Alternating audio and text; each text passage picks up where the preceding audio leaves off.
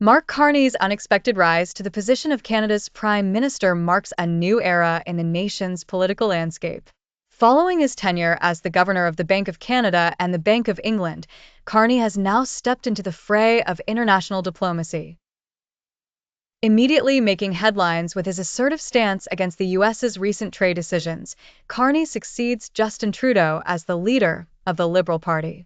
He has taken a firm stand against U.S. President Donald Trump's tariffs on Canadian imports.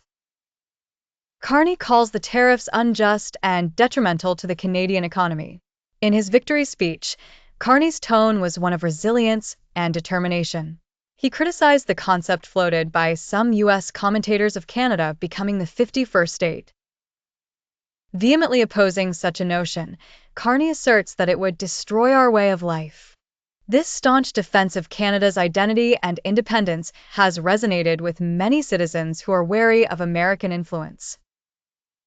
Carney has pledged to uphold retaliatory tariffs against the U.S. until a mutual respect is restored between the two neighboring nations. In a bid to strengthen Canada's position globally, he emphasized the importance of establishing new trade relations.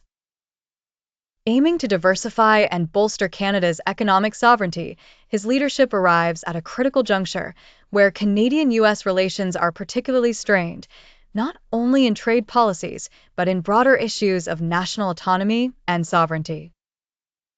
As Carney positions himself as a defender of Canadian interests, his approach signifies a notable shift from prior diplomatic strategies that leaned towards conciliatory measures.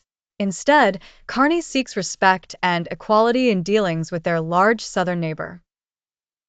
This calculated challenge to U.S. policies and the call for a reassessment of Canada-U.S. relations may set the stage for a turbulent period politically, yet also a hopeful one for those advocating for a more self-reliant Canada. Carney's decisive actions early in his tenure may not only define his term as Prime Minister, but could very well reshape Canada's role on the world stage, making it a pinnacle moment for Canadian sovereignty and independence.